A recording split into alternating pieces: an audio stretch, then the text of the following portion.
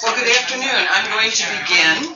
I'm Pat Shelley. I'm the Director of Community Engagement and Expansion, and it's my privilege to introduce our speaker today. This is the last 2013 monthly luncheon from the International Interest Group here at the School of Social Work, and I just want to acknowledge Professor Hillary Weaver and her leadership of this initiative. It's one of the strategic areas that the school hopes to see growth in over the next 5 years, and this is an important part of that. We thought about the speakers and who we want to hear from and what might be pertinent to those going for an MSW or a PhD in social work, and thought the Peace Score is one of those experiences that I think can lead many into the field of social work, but also has aspects of so many types of social work that we do, community organizing and school social work, and certainly mental health and healthcare, all the disparate areas that we work in. And so contacted Doug Russo, who is the regional representative of the Peace Corps and Recruitment. Dove is an alumna and got her BA in Women's Studies and African American Studies in 2001 from UB. She then went into, and previously before that, and then after that, did a Peace Corps tour from 2008 to 2010 in Cape Verde in Africa. And while there, she taught impoverished women business classes, and with the goal of having them be successful businesswomen and setting up small businesses on their own or in collectives. She ran a girls' summer camp aimed at teaching life skills and educating girls on how to avoid teen pregnancy and HIV infection, and also how to start micro enterprises. Russo has been quoted in articles and previous interviews that she's had, talking about her decision to work at nonprofit organizations or agencies such as the Peace Corps or AmeriCorps, because they were agencies that weren't really about making money, but about making a difference. I had a lot of these beliefs and values before going into the Peace Corps, but going into the Peace Corps kind of made them more tangible and more solid in my life. And indeed, she's continuing her education at graduate school at Buff State for an MPA in nonprofit management, which she hopes to finalize this May. Is that so? Yes. Hopeful. I do want to tell people that this is being recorded. The school is dedicated to offering all our students online and those who are in residence here in Baldy Hall for classes to have available opportunities and learning experiences such as this. So when we have the Q&A, I'm going to ask you to speak up and speak clearly so our microphones can pick that up. And with that, I turn it over to Doug. Thank you for being here. Thank you.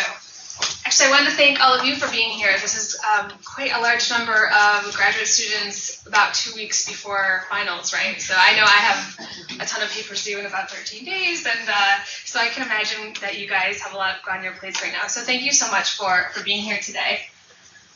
So I know it's already been mentioned, but I am a recruiter for the Peace Corps. I live in Rochester, but I went to UB back in the day, a little while ago now. I also served in AmeriCorps, and then after doing youth development work in AmeriCorps, decided to go into the Peace Corps. And I served in Cape Verde from 2008 to 2010. I'll talk a little bit about the sectors that we have and the kind of program areas we have, but my specific job was youth development mobilizer. And so a lot of my work involved working with girls and with youth, and a lot of work with women because that was my background in women's studies. So a little bit about Cape Verde, because not every Peace Corps volunteer gets to live on an island, so I kind of like to brag about that just a little bit.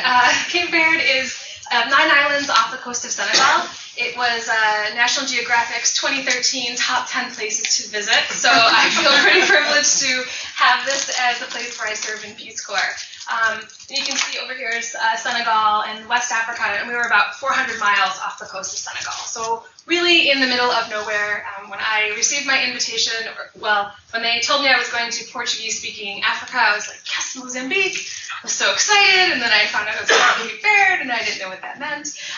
So fortunately, though, I learned very quickly that I would be spending 2 years in this really amazing, beautiful place. The picture in the middle is the beach about 2 blocks from my house, and every day the fishermen would come in with a lot of mackerel. Unfortunately, I'm a big fan of mackerel, and will probably never eat it again, but I did eat excessive amounts of mackerel that was brought to my house on the heads of women who were carrying them to me and yelling bread and fish, and I would go down and pick them up every day. So lots of fish.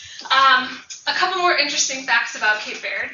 It was a former Portuguese colony and is about 95% Catholic. And so much like in Louisiana, where they have parishes divided up in that way based on like religious beliefs and Catholicism, each town and each little area in Cape Verde has its own patron saint. And each patron saint has its own patron saint day. And each patron saint day has its own giant festival. So even if there are only 200 people in the community, they will shut down the city or the village or the area of town for about a week and have a giant party involving lots of very interesting traditions, like setting up street vendors that sell shish kebabs and fish and feijoada and other interesting assortment of foods. The town that I came from was Port-Neuf, which is Newport, and in Port-Neuf our patron saint was St. John the Baptist, and so we walked 7 miles with a statue of St. John the Baptist on our shoulders. About maybe 10,000 people were just down the street just walking with this statue of St. John the Baptist on our shoulders, and we did this dance called the Cola de Saint-Joan, in which you spin around and walk forward and bump pelvises. And I have no idea what that has to do with St. John the Baptist, but I still learned to do it, and it was a really great, fun experience. So these are just some pictures from where I served when I was in Peace Corps.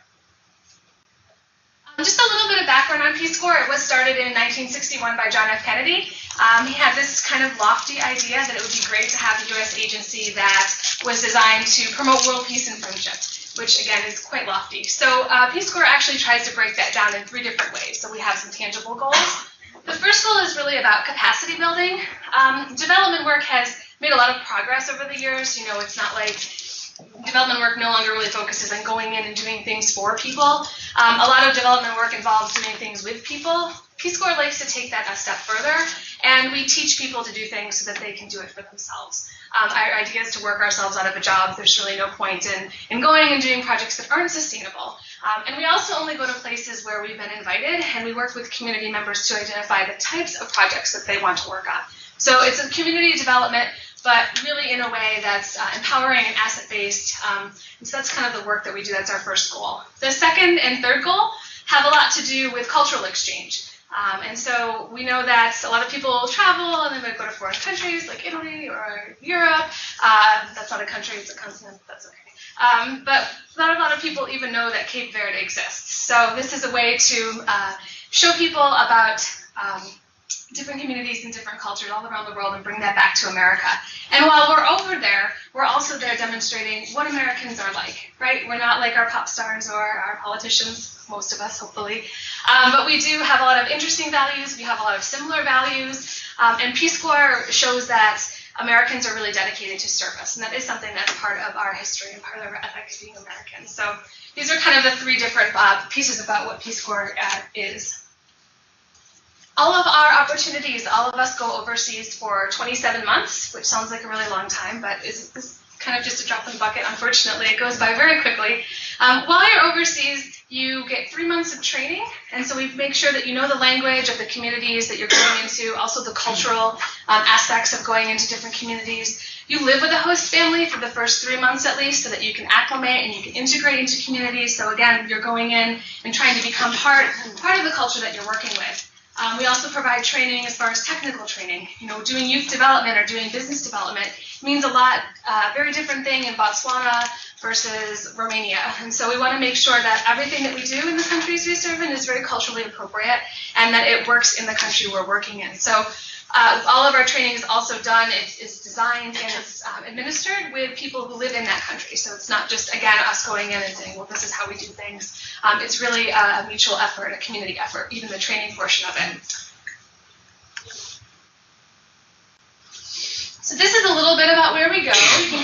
Cape Verde right there. So it's a really tiny area. Most of our volunteers do go to Africa. That's because it's a giant continent, and there's over 50 countries there, so it kind of makes sense we'd have a lot of volunteers there.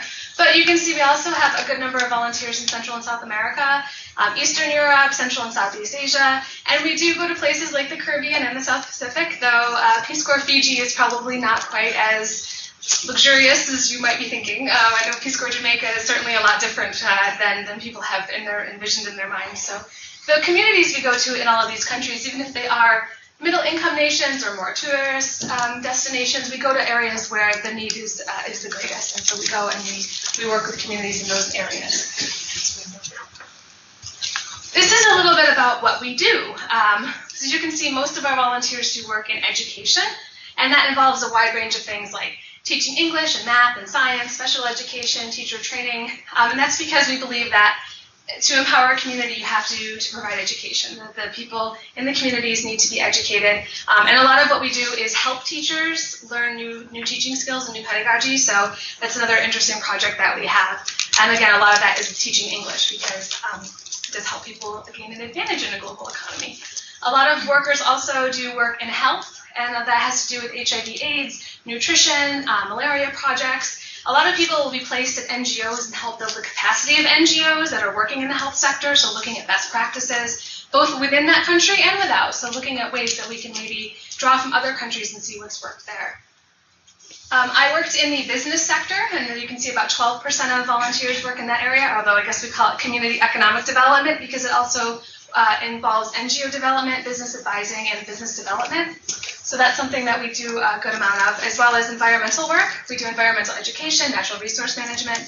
And then you can see we do work in youth development, which involves youth development and community development, and then also agriculture.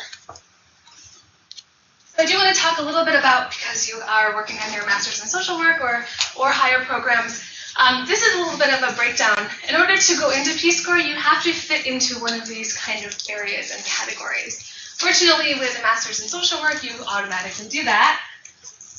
Look, it even blows up. That's nice.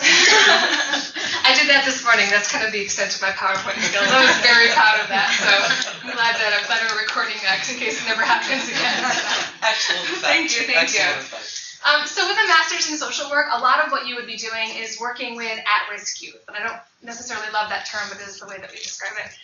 Working with street kids or kids that have been affected by HIV/AIDS or that are living in orphanages. All the kids that we work with are in need of some kind of assistance and aid. I mean, the communities we're working in are always looking for people to work with kids. So even if you are in the business sector like I was, or if you were in the environment sector, the likelihood of you working with kids is about like 98%.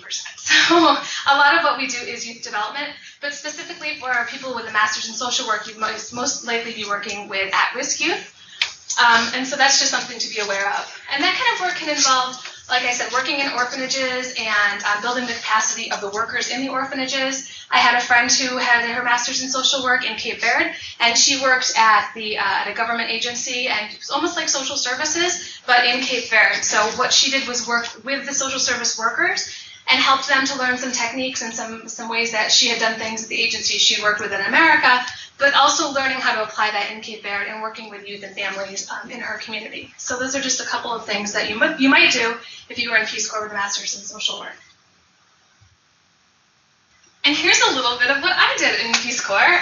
So in the center you can see this is one of the women I worked with at the agency Morabi. Morabi was a micro lender, a microcredit agency that worked with the poorest of the poor women in Cape Verde.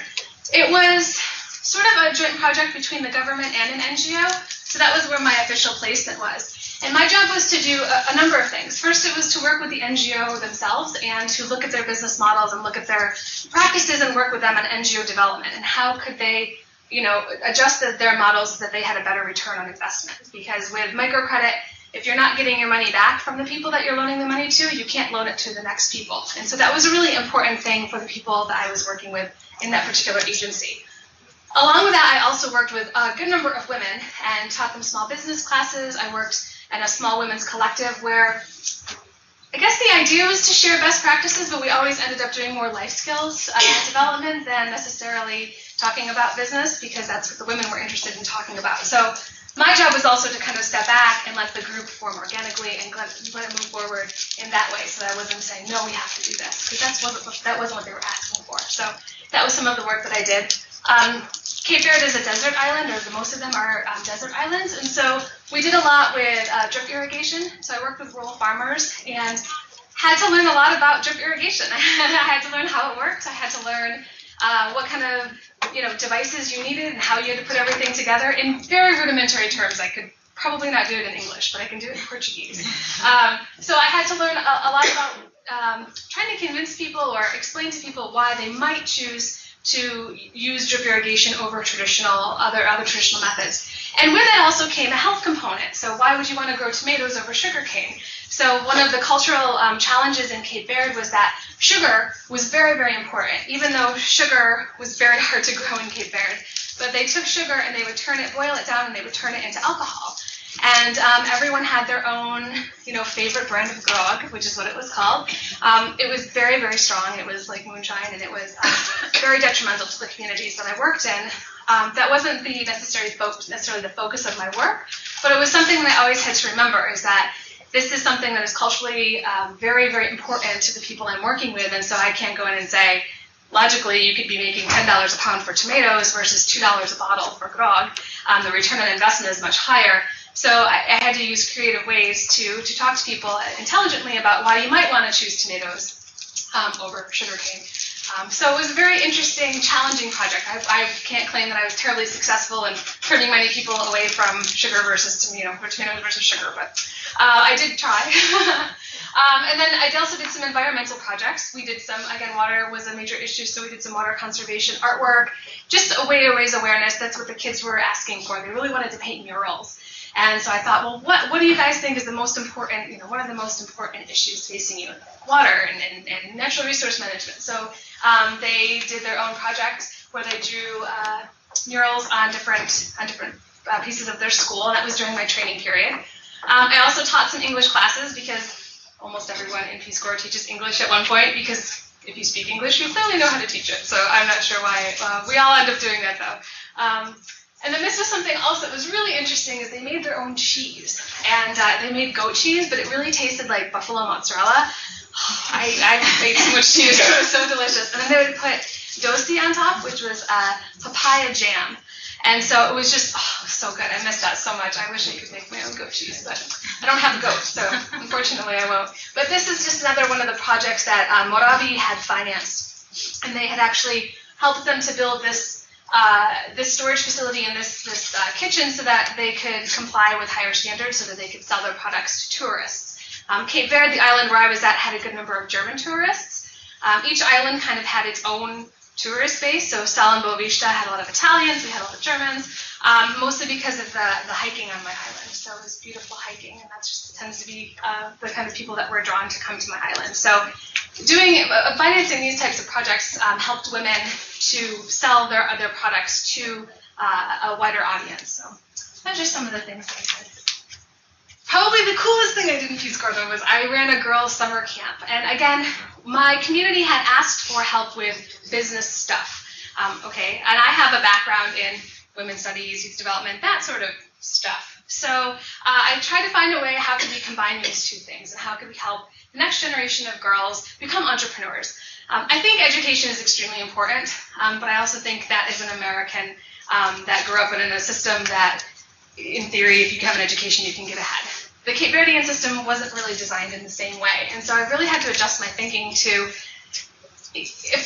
of course I want the girls I work with to stay in school, but after they're done with school, what are they going to do? Because most of them aren't going to go to college, because there's only one college in Cape Verde, and the only thing you really take there is how to be an English teacher. And most of them didn't speak any English at all. So I tried to think of different ways in which I could empower the girls, that they could help get themselves out of poverty, help do things like delay sex or prevent pregnancy. And so I ran a girls' summer camp. I trained 10 women in the community so that they could actually run it instead of me running it. So I did teach the business classes, because that's what I was there for, but I trained the women on how to do life skills teaching, and so I did a lot of training of trainers' workshops. So that when I left, there were 10 women in the community that could teach other girls life skills, like, again, delaying sex, preventing pregnancy, preventing STIs, even things like self-esteem, understanding love. I know that's kind of an interesting thing to do in Peace Corps, but it was something that was important on the islands I worked at, like really understanding this concept of sex versus love and those sorts of things. So you can see a couple of the things that we did at our summer camp. We also, again, brought environmentalism into the picture, and we made paper beads out of old magazines, and then so that they could see that there were ways that they could sell these items to tourists. We also taught them, well, there's some of our safe sex projects, which was fun. They were teaching us or showing us their business plans. They wrote business plans and did budgeting and finance. And then we also did some volunteer work, so trying to instill that service ethic in other people. You know, we're in a community, staying in this community for camp, let's go do a cleanup. So those were just some of the things that I did when I was at summer camp. So when we talk about Peace Corps, a lot of people are concerned, well, if I go away for 27 months, how can I possibly afford to do that? Fortunately, as a Peace Corps volunteer, we pay you, which is a really nice thing. Even though we call ourselves volunteers, it actually is a paid position. A lot of people have student loans. Those can often be put on hold while you're in Peace Corps. Perkins loans can be partially forgiven while you're in Peace Corps. There's no fee for Peace Corps. This is one of the probably best benefits, I guess, of serving with Peace Corps versus other agencies. For the whole 2-year program, we pay for your transportation to your country of service and home again. We pay for your medical, your dental expenses. We pay for your housing, and you get a living allowance while you're over there. You're not going to get rich in Peace Corps, but you're probably not going to get rich in social work either. So this is probably a good match for people in this room. But you are going to live at the level of a local teacher. So in Cape Verde, that meant I had a 2-bedroom apartment with tile floors. I also had a cell phone, internet, and a maid. I only have 2 of those things back in America. So we had an empregada. It was very typical in my community for 1 or 2 of the women in the neighborhood to wash the clothes of the whole neighborhood. So I was really bad at washing clothes, so I was totally okay with this. It was really great. So I had my clothes washed by my empregada, who's also my neighbor and also got me my dog. So we became good friends. We also get vacation while you're in service, so it's not like you're stuck in a country for 2 years and you can't go anywhere. You get 2 days of vacation a month, which is 24 days of vacation a year, which is a lot of vacation time. So you can take, small vacations. You can save up and take a week-long vacation. I saved up my vacation time for 1 year, and I went to Italy for about 24 days. So I just decided to couch surf across Italy, and that's what I did. So it was pretty great. Again, we provide all your training for you, and there is no cost, there is no fee. The only thing that you'll have to pay for is fingerprinting, is $15. And that's pretty much your only out-of-pocket expense. So something to think about. When you're done with Peace Corps, we don't just kind of kick you out of the country and thank you for your service, although we do thank you for your service. But we also give you $7,425. Completely arbitrary number, I know. It equals about $310 a month. That's just going into basically a savings account for you so that when you leave, you don't come back home and are stressed out about getting a job right away or worried about what am I going to do for those first few weeks or a few months when I get back to America. It's okay because you have $7,425 that you can, get an apartment, you can get some new clothes, get ready for some job interviews, things like that. Or if you're like most Peace Corps volunteers, particularly those coming right out of undergrad, you will go and you will blow the whole $7,000 on a trip across some random country or some continent, and you will still come home and have nowhere to stay and you don't have any clothes. But that's none of my business. You can do whatever you want with your money. We also have career services, much like at schools do, but these are career services for people that want to work with Peace Corps volunteers. So we have career fairs. We have a whole office of returning volunteers that can help you with how to sell your Peace Corps experience. If you ever wanted to work with the government, you do get for 1 year what's called non-competitive eligibility status. It gives you preferred hiring status within the federal government. What else? Oh, we all have health insurance, so it's okay. That's not really a benefit anymore, so you can ignore that, right? Fortunately, the other good thing about Peace Corps is that there have been about 220,000 volunteers that have served since 1961. So that means there's this huge network of volunteers out there that have had really similar experiences as you, that know what you're made of, that probably did very similar projects. Even if you served in Ghana in 1961 or Cape Verde in 2010, there will be tons of stories that you can share. And specifically, what kind of a person makes it in Peace Corps to get through that whole experience, to be able to, live in another culture, live away from your family, do a lot with very little. And having that shared experience with someone else can be a really great networking tool. Aside from that, Career-wise, and I'll talk a little bit about my career, this really opens the door for international development opportunities. So if you've ever thought about working in international development, a lot of programs like USAID, the State Department, they see Peace Corps as a feeder program. And so a lot of the programs you'll look at will be asking you for 2 years of overseas experience. I wonder where you're going to get that. So they're actually specifically looking for Peace Corps volunteers. Aside from that, I imagine that most of you understand that we all work cross-culturally, even in America, especially in Buffalo with a very large refugee population, a very large immigrant population. Everyone needs to know how to be culturally competent, and living overseas for 2 years is one of the best ways that you can gain that cultural competence. You're going to learn a new language. You're going to learn how to communicate in ways that are effective and that are non-offensive and that are culturally competent. You're going to learn to do a lot with very little. You're going to learn how to do trainings and facilitations. And you're going to learn to do it in another language, so that makes it, when you come back to America, a little bit easier. You're going to learn evaluation and monitoring of programs, which is a really important skill, especially working with nonprofits and in the government. Let's see. So as for me, when I went into Peace Corps, I had this kind of idea. I had a 5-year plan, and I'm only about a year behind, so I'm pretty excited.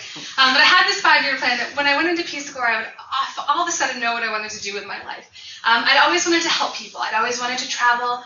I thought about getting into social work. I did work in domestic violence for a while. I worked as a case manager. That just wasn't where I wanted to focus my efforts. Going into Peace Corps taught me a number of things. It taught me, first of all, what I didn't want to do. I learned very quickly things I do not want to teach English, ever. I did it for 2 years, and I will do it. I still actually do. I did it for literacy volunteers in Buffalo because I think it's important, but that's not my career that I want to go into. I really don't like kids as much as I thought I did. Youth development is really great if you have that kind of level of patience and understanding, and I don't. So I also realized that that wasn't something I was terribly interested in doing. I thought about public health, and I thought about a host of other things, including going into microcredit and microfinance, and what it kept coming back to was, I want to run a nonprofit. I don't know how. I've done it, and I've kind of, piecemealed it together, but knowing that really solidly understanding what I still don't know, what skills I didn't have, that was the most important thing I took away. I still don't have this skill. Now I can go home and I can gain it. So it showed me a lot of different ways in which I could apply what I was doing in Peace Corps to the rest of my life and really helped me focus my career. So here I am, 1 more semester to go, please. I also, fortunately or unfortunately, got involved in creative studies at Buff State, and so added on a second program, which is why I'm delayed a little longer, because I couldn't cross over my program. So, but it's been really exciting for me to go into Peace Corps and to come out with that feeling of, okay, now I got it. Now I know what I really want to do. And so that was something that was really important for me. I know most of you are already in a graduate program. However, we do have a couple of programs with Peace Corps that you can combine your graduate school with Peace Corps. There isn't a program specifically at UB. I don't know if any of the schools in Buffalo have it. I know that there are a couple SUNY schools that do. But if you were looking in the future to look at another master's or other degree, we do have what is called the Peace Corps Fellows Program, which is money for school fellowships only for Peace Corps volunteers through participating schools. And we have what's called a Master's International, where you do about half of your graduate work, and then you go into Peace Corps and you're kind of finishing up your graduate work and earning credit for grad school. And you're using your Peace Corps experience to inform your graduate program and vice versa. You're taking what you're learning in grad school and applying it right away in Peace Corps. So those are 2 different programs that we have. There are about 140 different programs that work with us, and so they're all on the website, specifically what those programs are. But I do know there are at least 4 different programs in social work. If there are any bachelors in social work in here, or people that are looking to get their master's later, we do have some fellowships for those programs. So anyone that might be interested in serving in Peace Corps, the process does take a while. So it can take 9 months to a year to serve in Peace Corps. That's because we like to tell you about 4 to 6 months before you leave exactly where you're going and what you'll be doing. So we want to make sure you have time to prepare. The whole application process is online. In order to serve in Peace Corps, you go online, you fill out the application, we review your file, and during that application, we're going to see, what skills do you have, either through your degree or work experience. What do you have that we're looking for? And if you fit into one of our program categories that I talked about earlier, then you'll meet with a recruiter for an interview. Hi, that's me. I'll probably be your recruiter since I live in Rochester and I'm the recruiter here. The interview is really an opportunity to get to know you more as a person and to ascertain what kind of a fit you might make with Peace Corps. If all of those things kind of come together and we think you're a great candidate and you look great in your application and your interview goes well, we're going to nominate you for a program, which is recommending you for a specific program. And we're going to work with you to see what skills you want to develop and learn in Peace Corps and what you can apply in Peace Corps. We're going to look at language skills. We're going to look at any health concerns that you might have. We have to take all those things into account when looking at your nomination. Then you spend that $15 I talked about to get fingerprinted, and that's where you get legally cleared. Once you've been legally cleared and medically pre-cleared, 4 to 6 months before you leave, you receive an invitation to serve in Peace Corps. And that invitation is like your ticket in hand. That's where you know exactly where you're going, what you're doing, and what day you're leaving the country. And also probably what shots to get. I'll probably tell you that too. So all of those fun things will happen well in advance. About 2 months before you leave is when you'll actually see a doctor, and you need to get a physical and be checked out. That is also reimbursed, which is nice. So again, there are a lot of expenses to serving in Peace Corps. And then you leave for service, and that's it.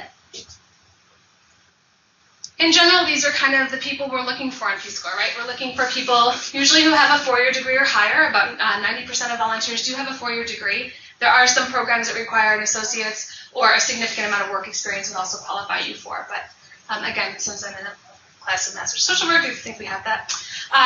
We also are looking for people that have leadership experience. So we want to know in what ways have you been a leader in your community, either in school or in the greater community. We're looking for people with a dedication to service and a motivation to volunteer, so we'd like to see that in your history as well.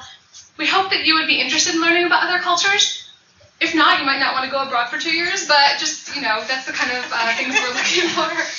And you also do need to be a U.S. citizen to serve in Peace Corps. And that's it. Look at that, exactly 30 minutes. All right. Do you guys have any questions for me? I have a question. Sure.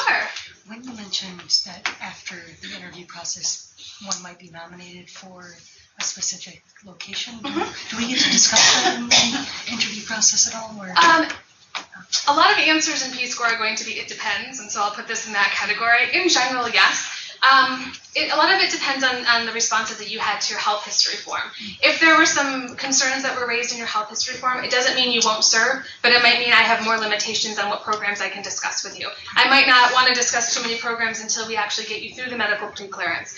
Assuming that there isn't there nothing in your medical history that would reflect that there would be an issue, yes, that's a conversation we would have. In fact, I might say, I have this program leaving in October, going to Kenya, doing this work. I have this program going to Kosovo, teaching English in November. Would you prefer one over the other? Having said that, it's not a guarantee that's where you would serve. We do have an obligation to the countries that we serve in to fulfill their needs and to put volunteers where they're most needed. So we try to, I don't want to say it's a negotiation, but it's a conversation we'll continually have with you to try and find the best fit for you based on our needs, your skills, and those sorts of things. So, Thank you. If you do want to serve in, I should mention, Central and South America, you need a background in Spanish, which is about 2 semesters of college Spanish, or if you want to serve in French-speaking West Africa, it's about 2 semesters of college French. So just as a FYI, that's another requirement we look at. If you don't have that, does that mean you're ineligible to be in those? Yes, it will mean that you can't go to those areas. If you are a native speaker or you have done self-study, you can also take a CLEP test. I have no idea what it stands for, but I'm sure those college-level equivalency and placement are in there somehow. I don't know if exactly, am I right? Yeah. Close enough? Yeah, good.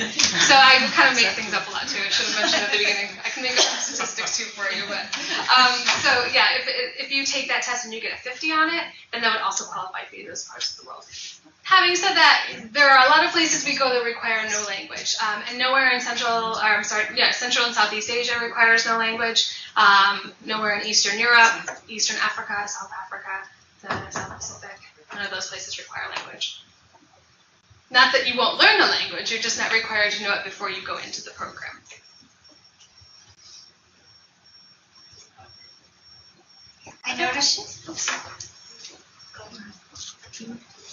I just noticed you have a lot of preparatory work.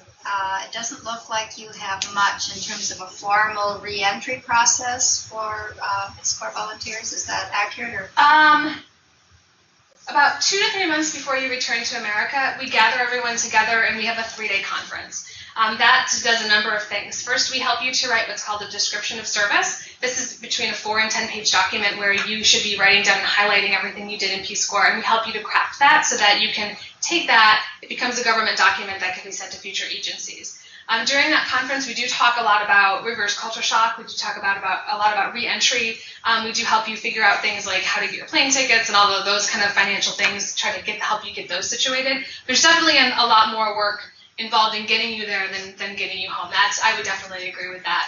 But we do require those last 3 months. For example, you're not allowed to travel at all, and that's because we're wanting you to get situated, get reacclimated, and start you thinking about going home and getting things kind of finished up and cleaned up for the next volunteers, things like that. So there is a model that you use for reentry during There's that period of time? Yeah, during that, the 3-day training that we do, there's a number of different modules that you go through that you participate in. I don't know that I probably wasn't really as prepared as I thought I would be to come back. It took me about 6 months to drive again. I was petrified of driving. The driving is really bad in Cape Verde. I should just mention that. And then coupling it with alcohol, it wasn't the safest driving, so I was not comfortable getting into a car for a while, me driving, because I was used to someone else doing it and not having to worry about it. So I didn't drive for about 6 months. But they do spend a lot of time talking about the emotional process that it will take you when you get home. At first you come home and you're so excited, and then you start to feel kind of depressed because you miss everything over there, and why is everything in America like this? And then you start to romanticize your time overseas, and they do a lot of talk and a lot of work with you on processing that, how to process that once you get back. And then we do have the Office of Return Volunteers, who, while they focus a lot on the career aspect, do also focus on the aspect of coming back into America and what does that mean for you. The other thing that we do is we try to encourage volunteers to continue with Peace Corps in other capacities, either through shorter-term service projects, connecting with Return Peace Corps volunteer groups all over the country, working in third goal activities like going to schools and giving presentations about their experience. We find that having that connection helps volunteers to kind of get back into America. Although we also recognize one of the biggest challenges is that when you come back from 2 years in Africa, everyone wants to hear about it for 5 minutes. And then that's it. And then no one ever wants to hear about your experience again. And you're like, I just had 27 months of the most surreal, crazy, insane, amazing thing ever, and no one wants to hear about it. So that's why we become recruiters, so that you have to listen to us over and over and over again. But we do encourage people, and as a recruiter, I reach out to the return volunteers in Buffalo and Rochester and Syracuse. We go to dinners together. I also ask them to come and work with me at career fairs so that they still have the opportunity to tell their story and to feel like they're still kind of making a difference by educating the next generation of volunteers. So. That sounds like you're doing it then. Yeah, not as much as going in, but there are definitely a number of ways that we do try to help people acclimate. You're totally not prepared for your first visit. We call it a meltdown in the cereal aisle. Mine was in the toothpaste aisle. And I went to Walmart to buy toothpaste, and I couldn't figure out why there were more than one brand of toothpaste. I used to use Collage, which was a generic Colgate toothpaste from China, and I couldn't figure out why there was there's so many toothpaste. Brands, but also then types, and what if I want tartar control and whitening, and I have sensitive teeth, and I want it to be minty fresh? I just couldn't figure out, and I couldn't remember what toothpaste that I used to use, and so I started crying in the middle of it. I actually asked someone for help, and they looked at me like I had two heads, and this was something I was used to, right? I just walk up to somebody, and I'm like, oh, hey, can you help me with blah, blah, blah? And of course everyone's like, oh, American, yes, of course we'll help you. And so then I know everyone looked at me like I was insane. And I probably was, because I was crying in the middle of Walmart, so I probably did look pretty insane. So I recovered. Just wanted to ask you, when you arrived at Cape Verde, were you alone, or are you with a group of volunteers? So we like to describe it as there's a boat, which there isn't, it's a plane. But it's you all get on this big boat together, and you spend the first 3 months kind of all being shipped off to your country together. You all go through the training together. And then after your training, you all go off into your separate assignments. So during that training period, you're going to be in a number of different kind of configurations. Sometimes it'll just be you and the people who are doing the same job as you, receiving training in a small group. Sometimes it'll be a larger group. Sometimes it'll be the whole group, especially for things like safety and nutrition and that kind of thing. Everybody kind of gets together and learns that. So at least once a week, you're with a bunch of Americans. Once you go off on your own and into doing your service, you might have a roommate. You might have a Peace Corps volunteer roommate. You might live with a host family. You might live in a village all by yourself, 6 hours from the closest volunteer. So, and Peace Corps helps to prepare you for what that will look like and what that will mean for you. So, also in country, there's a country director, there's associate country director, program managers, training managers, a librarian, drivers, complete medical staff, safety and security staff. So even if you are alone in the middle of nowhere, literally on your own island, which was one of the women I worked with was on her own island, she still was in constant communication with Peace Corps by cell phone. I was interested in that support, and so you just outlined that. Yeah. But I'm thinking specifically about mental health issues for volunteers, like, something comes up, or there's a death in the family, and maybe talk about the supports there. So there's a couple of different things I can also talk about it from a before aspect. Having health problems, including mental health problems, first of all, does not exclude you from serving in Peace Corps. Peace Corps is looking for a history of stability, so if you're on medication, staying on medication, don't go off your medication before you apply, type of thing. And having conversations with you once you get invited to serve, if you do have mental health concerns or issues, having a conversation about the importance of staying on medication and possibly keeping a diary or a journal or how to check in. For other volunteers who may not have had that history, we do have peer support leaders. So during your training, we would select or elect members of your own class, your own training group, that would become a peer support educator. Generally, those are the people that have backgrounds in some kind of peer support or some kind of social work. So my friend who was an MSW, she was our peer support leader. So she's also a good friend of mine. But that was who we would call if we were having any sort of issues. We highly encourage volunteers to reach out to each other. In the event of a tragedy or a crisis, either to yourself, any kind of, anything that happens to you personally or to your family, it will depend on what happens. For your immediate family, a death or a sickness in the immediate family, you would be able to go home, to return home, and Peace Corps would pay for you to do that. So that wouldn't be part of vacation time or anything like that. That's bereavement. In the event that something also happened to you, we try to leave that up to the volunteer so that it's their choice. If there's some kind of violence or something of that nature, we try to leave that up to the volunteer, and hopefully that will be there, trying to give them the power that it's their decision to, however they want to move forward with that. We also have a victims advocate in every country as well, and that's someone that's been trained on how to deal with crisis situations that might happen to volunteers. So some of these are newer programs, and some of them aren't. I'm not going to lie and say everything's perfect in Peace Corps. Lots of things do happen in Peace Corps. Traveling abroad is inherently risky, but going with the government and having these supports in place makes it for me, I felt a lot safer than if I had gone to somewhere by myself without the support. So. And so the safety and security office in each country deals with what? Well, they start out by first determining if this is an appropriate country for us to go into. So it starts all the way back then. Then it depends on each individual community looking and seeing, is this an appropriate, safe community for volunteers? Sometimes they'll determine that a community might be safe for men to go into, but not for women. And they will, like larger cities in my country, they prefer to not have women in a larger city. It wasn't as safe for women. They'll determine which areas of city or which areas of a country you can't go to. So, for example, there are already parts in Kenya that volunteers are not allowed to go into without written permission before they go into that. Or different parts I know in Honduras and Guatemala when we were in Honduras, and now in Guatemala and El Salvador, there's certain places that you're not allowed to go to for safety and security reasons. Then they touch base with people in the police station to let them know that volunteers are coming. They go and evaluate the housing to make sure that the housing is safe and appropriate. Safety and appropriateness means a lot of different things depending again on the country. So I had bars on my windows, but my friend who lived in Uganda didn't have a window. So it's, there was a little bit of a different safety thing. She didn't have a door or a window. She just had like a curtain up. That was it. But that was safe in her community. That would not have been safe in my community. So we also were given like maps of cities and where not to go, those sorts of things. They also will work with you, again, if anything does go wrong, they'll work with you in safety terms, like if you get broken into and things are stolen, they work with you on how to replace the things that might have been stolen, things of that nature. So, and they're in the country. So anytime if you feel unsafe, you call Peace Corps and you say, my safety and security officer was Hilario, I don't feel safe at my home, and he would say, we'll remove you immediately. And you are removed immediately from your home, you're sent to a safe location, and then they do an evaluation of where you were living. So what was the issue? Was it a neighbor being too aggressive? Can we just go and talk to his family because in that community, just that kind of pressure would be sufficient to end any kind of harassment? Or does it warrant us moving you to a new location because this actual building is not safe for you? So does safety in that country mean you have to live with a host family for 27 months? Because it would be not appropriate for anyone to live alone, or not safe, or the level of housing we can provide for the money that we have wouldn't get you to that safety standard. So we do a lot of different things like that. They also give you all of your training. So Hilario taught us how to not get caught in a riptide because I was on an island, but he also taught us what does it mean to stay safe in Cape Verde. And my favorite was, I didn't understand this when I first got here. And he said, in Cape Verde, when the sun goes down, it is dark.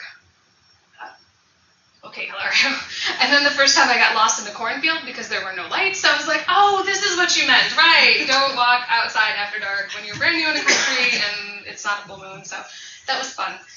So fortunately, I found my way out. So, and we also, again, we expect volunteers to adopt safe lifestyles. And we'll tell you what that means. It might mean changing the way that you dress. It might mean being home after dark at a certain time. It might mean, the way that you interact with people of the opposite sex. It's a lot of different things, but we teach you what's culturally appropriate in that country in order to stay safe. And that's what our training officers, our safety officer does all that training also.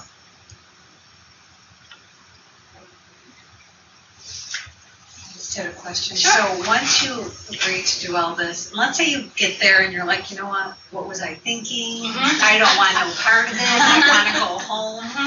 Is this like a binding contract, or will they pay for you to go home? We pay for you to go there and come home. Wow. Whenever that time to come home is your time. Some people have literally gotten on the plane, stepped off the plane, said, what was I thinking? Got back on the plane, and that was the end of their service. Some people don't make it through training.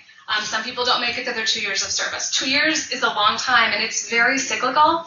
There are times when you are just riding high. It is the best experience of your life. And there are times when you have 103-degree fever and you just want your mommy. And your mommy is 2,000 miles across an ocean, and it's bad. There are some days when it was so hot that I could not, your brain doesn't function anymore, and you're just like, I can't believe I'm here. There are days when it's so frustrating that either not being able to communicate, or people not understanding what you're trying to say, or not having the support from the community, or not having buy-in on projects the community seemed like they wanted to do, but now they don't want to. What's going on? There are such huge frustrations. And that's another reason why Peace Corps is there, to support you, because that happens to every single volunteer. And so knowing that the net gain, the net benefit is greater than all of those really low parts, is what makes it worthwhile. We're not the Marines, though. You're not obligated to go home. I don't advise it, but yeah. And how about you and your plans with your MPA? I mean, do you have something in mind, or? Oh, I have so many things in mind. I'm really at a really weird crossroads right now because I'm really interested in international development, but I have had a couple of really recent opportunities. I'm on the board of directors of an arts and cultural organization, and the kind of umbrella agency is transitioning to a nonprofit, and so I'm also the regional contact for that agency now, and it's kind of opening up this other door. I have kind of these two distinct interests, which is these arts and cultural activities and international development. And right now, I'm like firmly planted like this. So I think that's a great feeling because Peace Corps recruiters generally stay for about 5 years. I've only been in here for about 2. So I have time to finish my MPA, time to look at my creative studies program also, and if I want to combine that with my MPA, and then I have some time to decide. So I'm feeling very comfortable and very happy with exactly where I'm located, and having these really great other opportunities working on a board of directors and starting to get more into international stuff again. So yeah, it's pretty great though. But I definitely know, I know I like the running of the agency. I'm not a direct frontline worker. I'm not really as good at that. I'm much better at the strategic planning and stepping back and looking at the broader picture. So I'm really fortunate that my agency, the Peace Corps, allows me to do that and gives me additional opportunities to do that, and then